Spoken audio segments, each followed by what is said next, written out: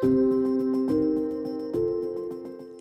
la musique devient-elle un outil de résistance et de liberté? Comment la dissidence de l'époque soviétique relie deux compositeurs, un estonien Arvo Pärt et un ukrainien Valentin Silvestrov? Vous écoutez le podcast L'Ukraine face à la guerre. Ce podcast est enregistré en Ukraine et par des Ukrainiens. Dans ce podcast, nous racontons comment l'Ukraine continue à vivre et à résister face à l'agression russe. Nous proposons des analyses, mais aussi des témoignages. Nous essayons de vous faire comprendre l'Ukraine, son histoire, sa société et sa culture. Je m'appelle Tetiana Ogarkova. Je suis universitaire et journaliste, responsable du département international à l'Ukraine Crisis Media Center. Avec moi, Konstantin Sigov, philosophe et écrivain, l'auteur de l'ouvrage Musique à résistance, Arvo Pärt et Valentin Silvestrov. Avant qu'on commence, écoutons une pièce de Valentin Silvestrov. Elle s'intitule Le hymne, de son cycle Maïdan.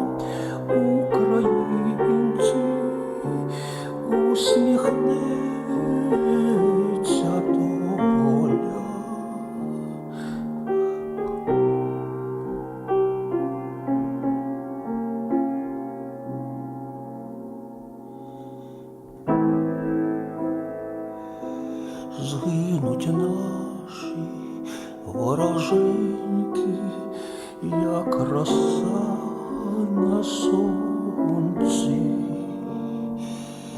Запануєм і ми, браття, у своїй сторонці.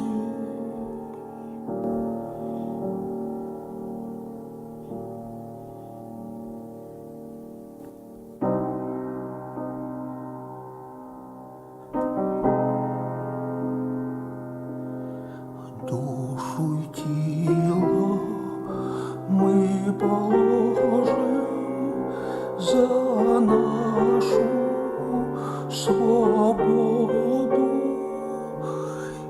і покажем, що ми браття козацького роду.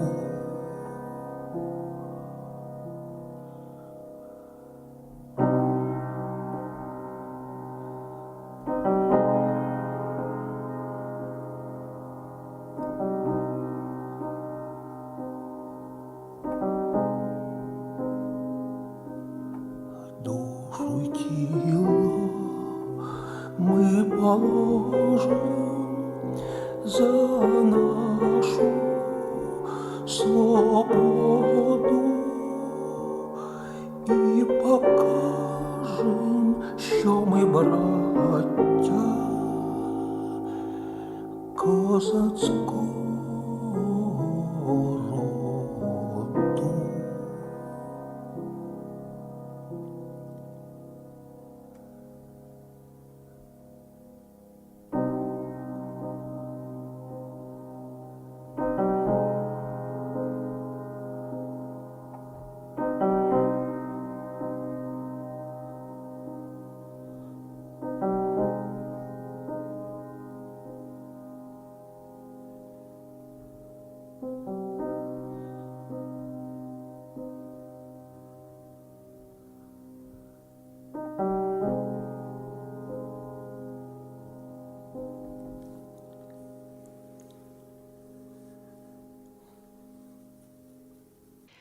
Bonjour Constantin, merci beaucoup d'avoir accepté notre invitation au podcast L'Ukraine face à la guerre.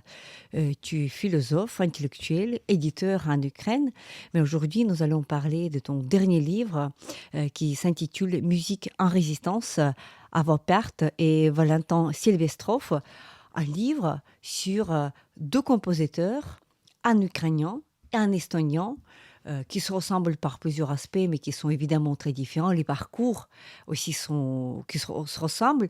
Ma première question à toi, pourquoi ce livre? Quelle était ta motivation que de consacrer tout un ouvrage à ces deux compositeurs?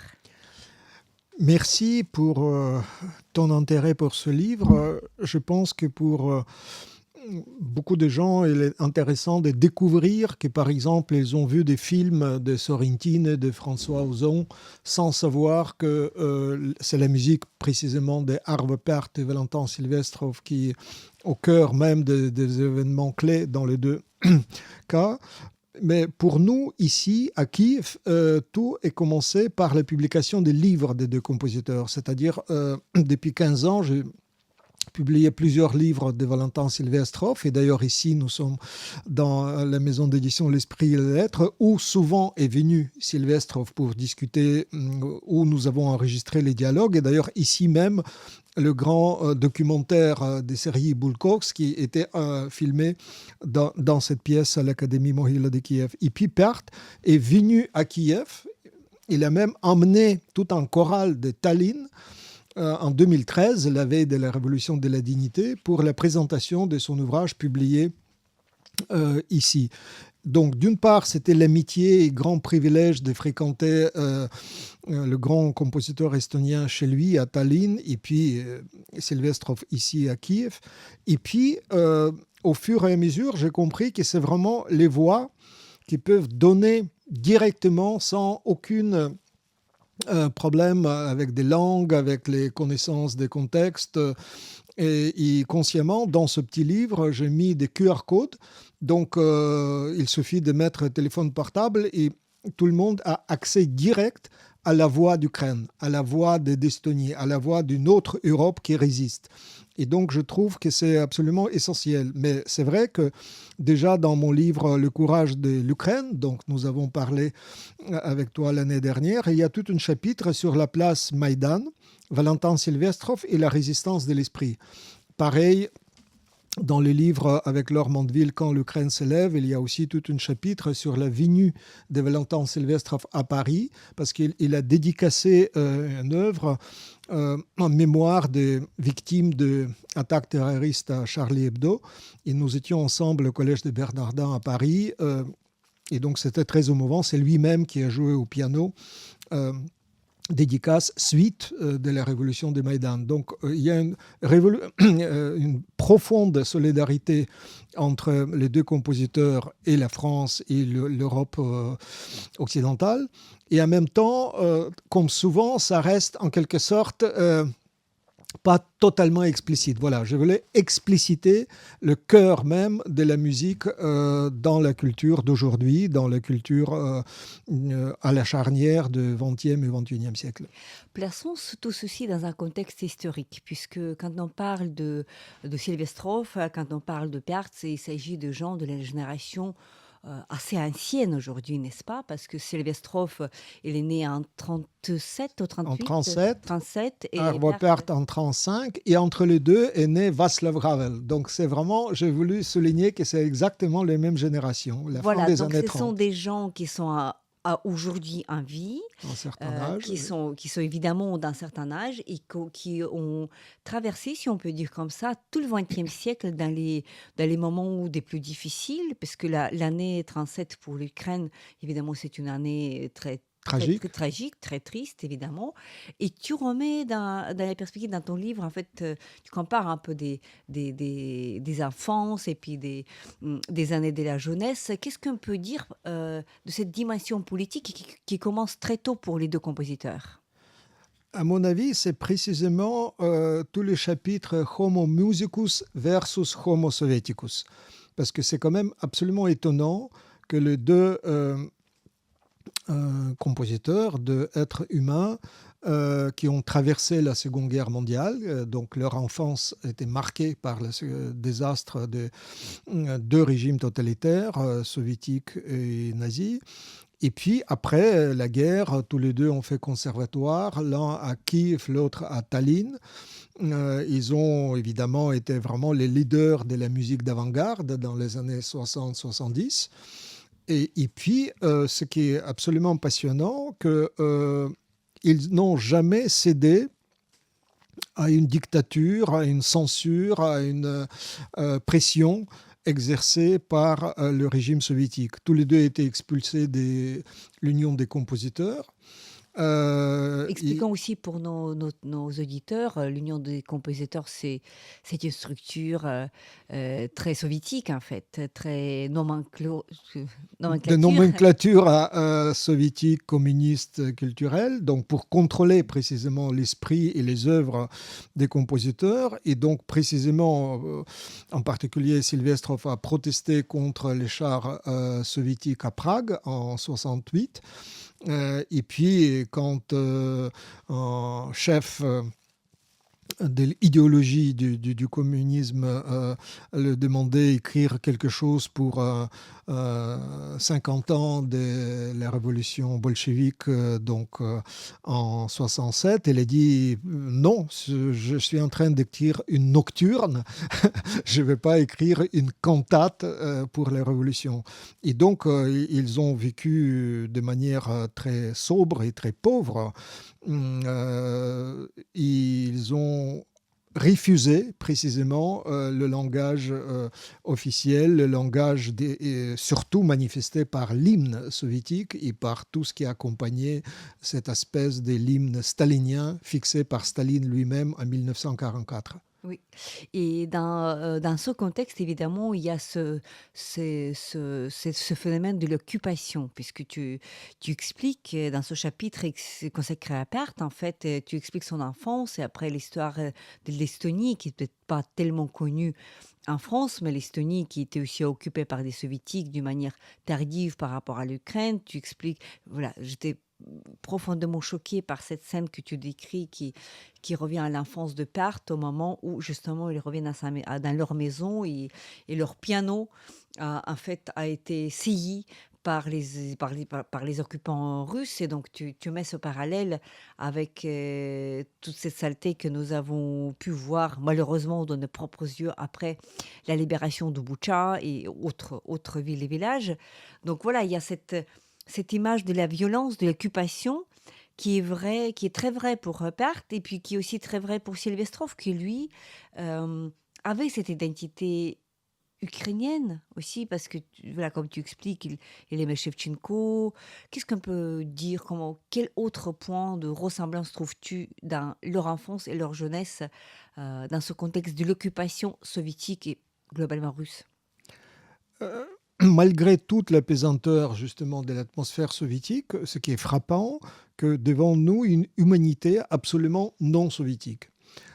Et à mon avis, ce non-conformisme, cette solidarité précisément des gens persécutés par le régime, violemment critiqués par le journal officiel Pravda, par les instances de la censure. Et pour te dire, les œuvres de Pärt étaient formellement interdites en Union soviétique à partir de 1980. Il était expulsé, donc il était dans l'immigration pendant 30 ans à Berlin.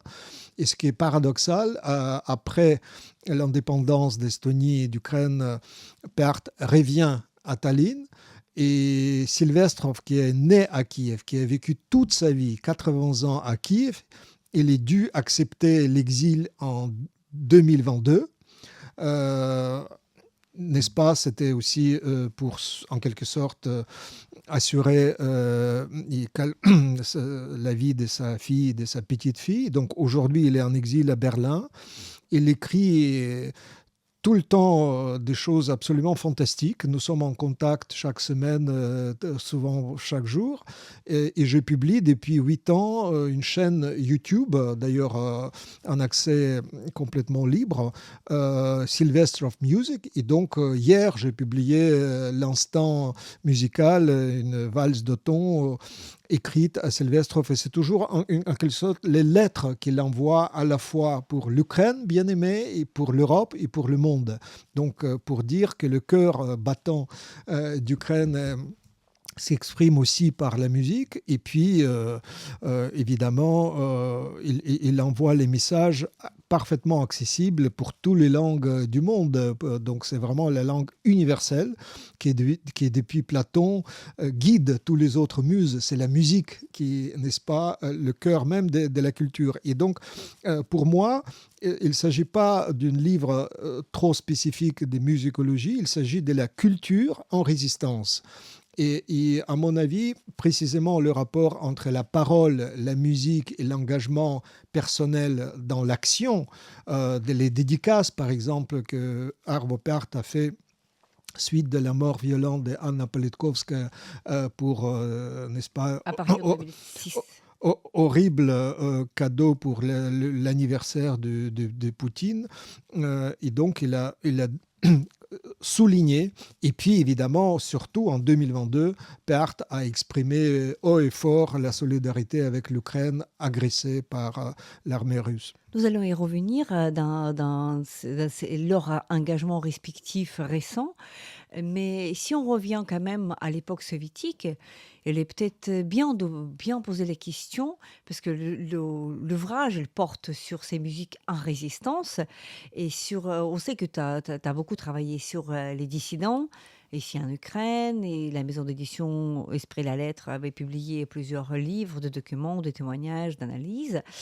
Mais quand on parle de la musique, pour quelqu'un qui vit aujourd'hui, qui a déjà oublié l'Union soviétique, il est quand même difficile de comprendre pourquoi la musique, non, une musique ou un compositeur peut être en dissonance avec la propagande, avec l'idéologie.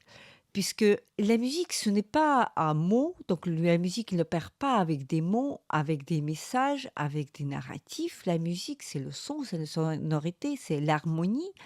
Et pourtant, en lisant ton livre, on constate que Silvestrov et Pärt, de la même manière, étaient persécutés, étaient interdits, voilà, ils devaient vivre dans la pauvreté, etc., pour la raison d'être voilà, considérés comme ennemis. En quoi est-ce que la musique peut être un ennemi de l'idéologie? C'est une excellente question. Et je peux dire que l'exemple, par exemple, de collaboration entre Valentin Silvestrov et Sergei Parajanov est très parlant. Silvestrov lui-même assistait à Kiev au cinéma Ukraine à la première donc de fameux film Les Chevaux de Feu, Тени забытых предков, donc n'est-ce pas le film qui a gagné le Grand Prix au festival Mar del Plata à Rome, à Thessalonique, donc il était salué par Fellini et les meilleurs cinéastes du monde. Et puis le film suivant, Parajanov demande Silvestrov d'écrire la musique pour le film Les Fresques de Kiev. Le film finalement est interdit. Donc bientôt le cinéaste Parajanov va être mis en prison. Mais Silvestrov a écrit une œuvre qui s'appelle Spectre, qui était jouée, qui est devenue mondialement connue, saluée par Adorno, par des grands à la fois penseurs, musicien, et je trouve c'est vraiment une métaphore très parlante que le film interdit, on ne voit pas les images, mais la musique qui s'appelle Spectre est là, elle est devant nous, elle est ADN, elle porte la mémoire des choses effacées, des choses interdites, des choses détruites.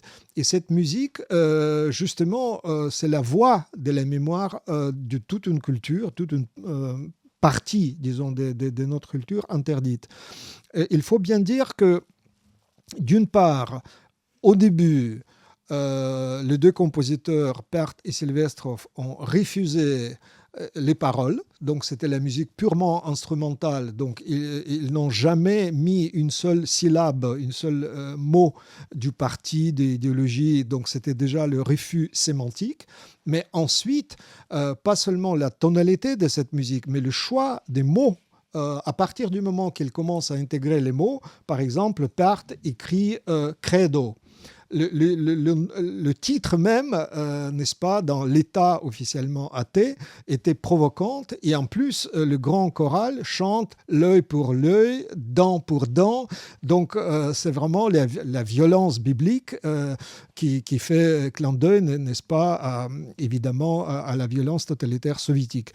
Pareil, Sylvestrov, il transforme complètement le genre de la cantate.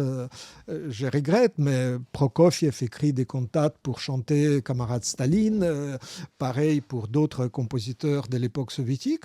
Sylvestrov, il choisit Shevchenko. C'est-à-dire, c'est 19e, n'est-ce pas, ça n'a rien à voir avec la période soviétique, ça n'a rien à voir... C'est un Ukrainien. Voilà, c'est en plus un grand poète ukrainien.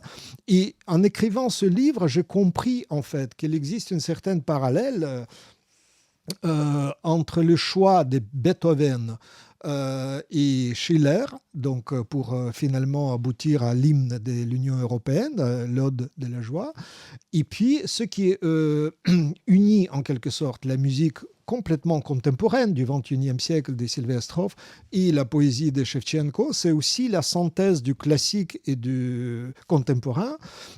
Il a commencé, n'est-ce pas, par des petits poèmes lyriques, mais ensuite il a mis des dizaines de poèmes de Shevchenko en musique, et je crois que c'est lui qui, en fait, nous révèle que, d'une certaine manière, Shevchenko, il n'est pas seulement le traducteur des psaumes du David, de la Bible, il est lui-même écrit le nouveau psaumier. Et il fait des psaumes contemporains. Et il dit que, tout en étant un poète non officiel, non professionnel, il était plutôt lié justement avec cette grande tradition des psaumes qui a finalement donné aussi toute la poésie européenne, provençale et ainsi de suite. Et à mon avis, de cette façon-là, il traite la poésie classique qui nous vient d'Athènes ou de Jérusalem ou de Rome ou de Shevchenko comme la poésie des non-contemporains. Pour lui, c'est vraiment Paul Celan, donc il a écrit un certain nombre de chansons, des chants avec la poésie de Paul Celan ou Shevchenko, c'est vraiment la musique d'aujourd'hui avec la poésie d'aujourd'hui. Donc cette fraîcheur, cette nouvelle temporalité complètement actuelle, c'est ça le message en fait envoyé par Sylvestrov à l'Europe. Donc voilà, et c'est une des raisons pourquoi il n'était pas tellement mal vu par le pouvoir totalitaire à cette époque-là. Il y a tout un chapitre que j'ai beaucoup aimé parce qu'à mon sens, il explique en fait ce sort très difficile en fait des deux compositeurs durant l'époque soviétique. C'est le chapitre intitulé « Qui a peur du formalisme ?» Donc ce fameux formalisme qui était une accusation assez courante durant l'époque soviétique parce que dans l'idéologie communiste, c'était que voilà, l'art, la culture, c'est de ce qui c'est secondaire par rapport à la matière, à la lutte de classe, et donc voilà, cette vie de l'esprit doit refléter en fait les tensions de la matière, alors que évidemment tous les deux compositeurs étaient accusés d'une manière très conséquente du formalisme, n'est-ce pas? Oui, en fait, le formalisme a devenu le passe-partout pour critiquer tout ce qui est sortait, disons, du cadre de la censure. Et effectivement, ça remonte bien sûr à l'accusation dans le grand journal Pravda de l'époque stalinien. Donc, on a eu vraiment des documents rédigés par le parti, par le comité central du parti. Et c'est assez exceptionnel que pendant des décennies, plusieurs décennies de période soviétique, le pouvoir s'occupait, le Kremlin s'occupait de la musique pour dire qui est formaliste, c'est-à-dire mauvais garçon, les dissidents en quelque sorte, et puis qui sont pour chanter le pouvoir soviétique. Et à mon avis, c'est ça que été repris par les critiques de Silvestrov et Despertes dans les années 60-70. Et j'étais frappé qu'aujourd'hui, en France Culture, j'ai entendu une émission avec Antoine Garapon, Esprit de justice, où il disait de quoi le trumpisme est-il le nom ? Et donc, il a synthétisé en ces termes la tendance donc, actuelle du populisme, pas seulement aux États-Unis, mais aussi en Europe. En trait, semble unir toutes ces idéologies, c'est la même détestation de la forme. Le droit et les institutions sont perçus comme les obstacles à une vraie démocratie, toute forme est vécue comme des arguités juridiques. Et donc, à mon avis, n'est-ce pas, évidemment, la forme, c'est aussi la justice, le droit, mais la forme par excellence, encore une fois, depuis la culture antique grecque, c'est la musique. Et chez Horace, chez Ovide, la forme, c'est le synonyme de la beauté. Quand on dit la forme, c'est parfaitement parlant pour exprimer quelque chose essentiellement humain. Et je trouvais que ce qui est encore plus fort chez Silvestrov et Pärt, c'est leur capacité d'exprimer la forma formans, c'est-à-dire la forme formatrice, la forme qui n'est pas seulement une chose figée, mais qui représente l'énergie de la culture, de la voix, de la vie finalement, et donc une grande liberté. Et ce qui est quand même aussi très important, qu'il y a cette proverbe que la forme est la seule sœur jumelle de la liberté. Et donc, à mon avis, la liberté, précisément, suppose la forme bien pensée, bien articulée, et précisément la dictature déteste l'autonomie de la forme qui prétend de ne pas suivre les dernières directives du dictateur. Et donc le compositeur, il est une espèce de sculpteur qui travaille avec les sons et qui fait cette forme autonome qui irrite en fait l'idéologie, parce que cette forme, elle est autonome. J'aime bien en fait ce que tu es en train de dire, et voilà, ce parallèle avec ce que dit Antoine Garapon, et puisque ça rejoint par quelque sorte ce qui... parce que où on parle forme, on parle aussi de la frontière, parce que la forme, c'est quelque chose qui est délimité, qui est autonome, et donc cette incapacité, par exemple, aujourd'hui que nous constatons, de l'agression russe, de ne pas reconnaître des frontières, pas reconnaître des formes, une autonomie, une indépendance. Voilà cette vision qui ne s'arrête jamais, c'est-à-dire qu'ils ne comprennent pas qu'il y a une frontière entre deux pays indépendants. Donc, voilà, une forme de justifier, par exemple, l'agression de 2014 et évidemment l'agression de 2022. Ce qui m'étonne aussi quand je lis ce livre, c'est que les deux compositeurs qui ont vécu une vie difficile, mais aussi intense durant l'époque soviétique, ils n'ont pas perdu ni l'énergie, ni la justice, ni l'intérêt pour tout ce qui se passe dans la vie politique et sociale dans les années de l'indépendance. Pärt était de retour, comme tu viens de dire, en Estonie en 2010-2013, Oui. à Tallinn. Et puis Silvestrov, voilà, il continue à vivre à Kiev. Mais tous les deux, ils s'intéressaient d'une manière très, très ouverte à l'actualité politique et sociale. Comment peut-on expliquer quelle forme, en fait, cet intérêt prenait-il pour les deux compositeurs ? Nous avons un peu croisé Valentin Silvestrov sur la place de Maïdan déjà en 2004 au moment de la révolution orange. C'est en ce moment-là qu'il a pris la position et qu'il a osé écrire une nouvelle musique pour l'hymne ukrainien, n'est-ce pas? C'est un geste à la fois presque excentrique, audacieux, avant-gardiste, on peut dire. Qui penserait aujourd'hui prendre les paroles de l'hymne national de tel ou tel État et écrire sa propre musique personnelle et chanter avec sa propre voix, qui n'a rien à voir avec l'opéra, mais qui est voix humaine, pour dire que voilà, la position de chaque citoyen peut être articulée, il peut être aussi véhiculé à travers tous les réseaux sociaux comme prise de position. D'ailleurs, j'étais touché que notre collègue de l'université Paris 8, Pierre Bayard, m'a écrit une brève recension du livre en disant que justement cette musique-là invente une syntaxe dissonante qui rend impossible la transposition musicale des mots-clés scandés par les idéologies. Elles produisent des lézardes dans le discours officiel, dans leur certitude. Les dictateurs ont donc bien raison de se méfier des musiciens. Et fin de citation de Pierre Bayard, qui est auteur aussi des dizaines de livres traduits dans une trentaine de langues. Et à mon avis, se méfier justement de cette manifestation publique, et ce n'est pas le hasard que le symbole clé du Maïdan 2014, c'est le piano.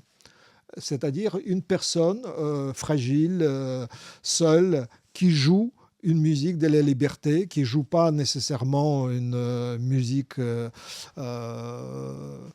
brave, militaire, mais ça peut être une musique justement genre Sylvestrov, mais ou Einaudi, et qui précisément manifeste la liberté, manifeste l'idée que nous pouvons mettre notre piano avant même les barricades sur la place devant les forts spéciaux. Et c'est par là que nous exprimons notre volonté de vivre librement, donner la tonalité, n'est-ce pas? On sait que c'est le ton qui fait la musique.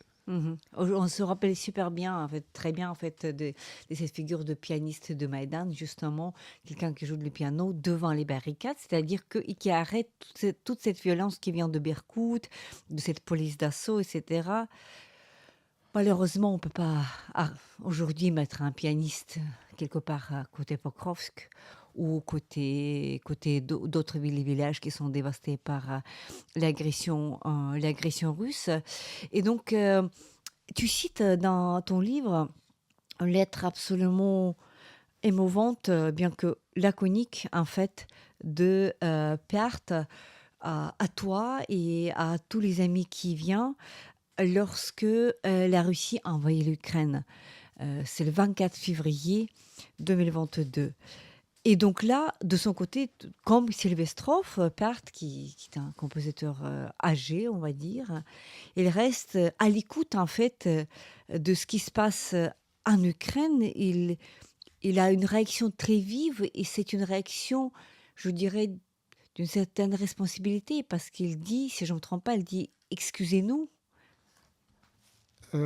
C'est passionnant cette lettre que la femme de Arvo Pärt m'a envoyée début mars, Nora Pärt, par mail. Ensuite, c'était publié en réseaux sociaux en plusieurs langues.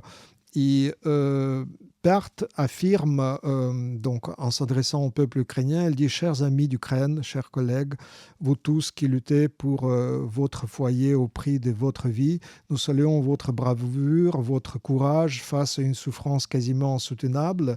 Nous sommes avec vous autant que nous pouvons l'être. Tout ce que nous pouvons avoir, c'est une bulle dans la gorge. Ce sont les larmes et les prières. Les mots ont commencé à perdre leur sens. Pardonnez-nous. Pardonnez-nous de ne pas avoir su vous protéger d'un désastre inimaginable à notre époque. Vive l'Ukraine, slava Ukraini. J'étais frappé par l'idée que voilà un homme plus de 80 ans, n'est-ce pas, qui est pour rien, qui était toujours contre la dictature soviétique, le soviétisme ou le poutinisme. Il prend cette responsabilité, il dit voilà, pardonnez-nous. Et à mon avis, le jeu entre le moi, toi et nous cette prise de position, cette prise de responsabilité et le sentiment que nous sommes tous responsables face à cette agression, face à ce crime d'agression, à mon avis, c'est exactement ça qui est absolument nécessaire aujourd'hui pour l'Europe. Parce qu'en fait, ceux qui cherchent l'agresseur, pourquoi c'est vraiment une agression nihiliste, qu'il veut normaliser les actions criminelles, inhumaines. Il veut que les gens acceptent de ne pas être responsables de leurs propres actes. Il veut imposer l'indifférence à toute l'Europe, à tout le monde. L'indifférence soit passive, soit active, c'est-à-dire le déni même de la responsabilité face au crime. Et à mon avis, c'est quand même tout un exemple que le pays qui n'est pas sur le plan des territoires le plus grand de l'Europe, l'Estonie, manifeste ce courage à travers la voix, comme par hasard, le compositeur le plus joué sur notre planète. C'est-à-dire, malgré tout, l'humanité prêtait ses oreilles et chaque jour, dans tel ou tel coin du monde, depuis Carnegie Hall jusqu'à Philharmonie de Paris ou de Kiev, on attend les œuvres d'Arvo Pärt. Et justement, il a dit, indépendamment justement des violences, de la guerre, etc., il a dit, en répondant à un journaliste américain quelle musique vous intéresse aujourd'hui, Pärt a dit que la musique la plus intéressante pour moi aujourd'hui est écrite par Valentin Silvestrov. Tôt ou tard, vous allez le réaliser, il ne faut pas trop tarder. Il ne faut pas le comprendre. Et voilà, donc on arrive aussi au point essentiel, donc c'est cette histoire de l'amitié. C'est le sujet que nous n'avons peut-être pas suffisamment évoqué, cette histoire d'amitié entre Silvestrov et Pärt, cette histoire de solidarité des persécutés, comme tu l'appelles dans les pages de ton livre, cette amitié qui avait commencé il y a des décennies et qui dure jusqu'à aujourd'hui. Oui, en effet, c'est d'ailleurs été l'initiative de Arvo Pärt, venir à Kiev et découvrir qui est cet Valentin Silvestrov, critiqué aussi par Pravda, par la censure soviétique. Et puis, il a tout simplement apporté le magnétophone avec sa musique pour écouter ensemble les œuvres de Silvestrov. Et je crois que c'est vraiment une amitié au sens très fort d'Aristote, l'amitié qui fait la cité. Donc, ils ont construit en quelque sorte une union des compositeurs alternatifs. Ils pouvaient librement échanger leurs idées, leurs œuvres. Il y a plusieurs dédicaces adressées par Silvestrov à son ami estonien. J'ai assisté plusieurs fois à leur échange, à leur dialogue. Et la dernière fois, en juin 2024, j'ai eu de la chance, je suis venu à Kiev en changeant plusieurs transports et Silvestrov est venu de Berlin. Et nous sommes venus au centre Arvo Pärt et Nora, la femme... C'était à Tallinn, vous êtes venus tous les Oui, deux à Tallinn. Près de Tallinn, oui, il y a le centre Arvo Pärt, en Estonie. Et elle a posé les questions, et alors, qu'est-ce que c'est ce siècle d'amitié ? Et à mon avis, ils sont vraiment témoins à la fois d'une très grande amour pour la musique, pour l'art, pour l'œuvre, une très grande aussi attention prêtée à la musique de l'autre.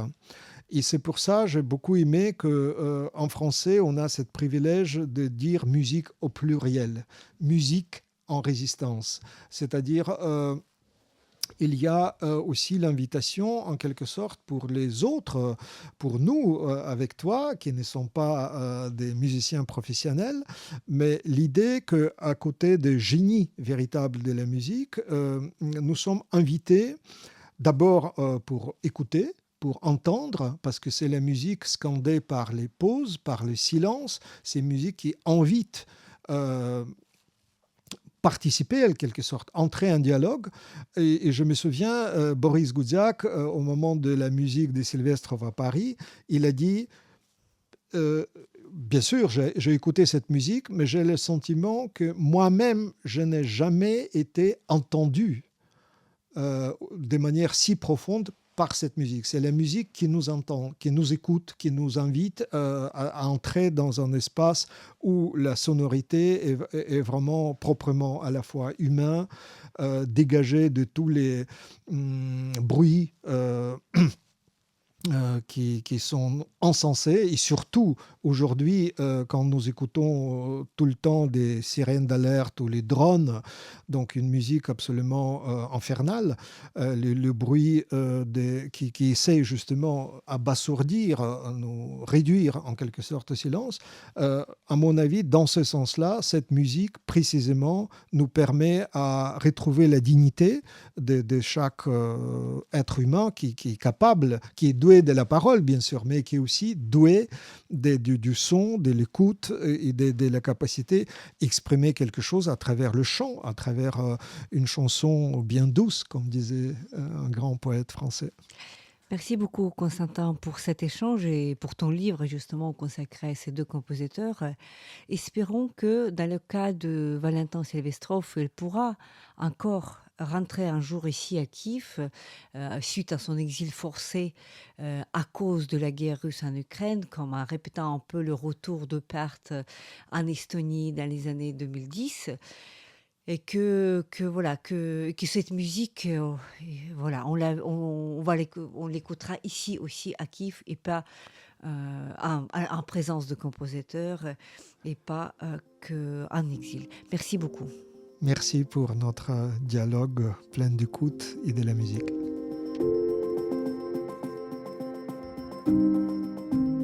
C'était le podcast L'Ukraine face à la guerre. N'hésitez pas de partager cette émission. Nous n'allons pas tarder à enregistrer et diffuser d'autres épisodes. Je m'appelle Tetiana Ogarkova, je suis accompagnée par Konstantin Sigov, philosophe et écrivain, auteur de l'ouvrage Musique à résistance, Arvo Pärt et Valentin Silvestrov. Restez avec nous et soutenez l'Ukraine.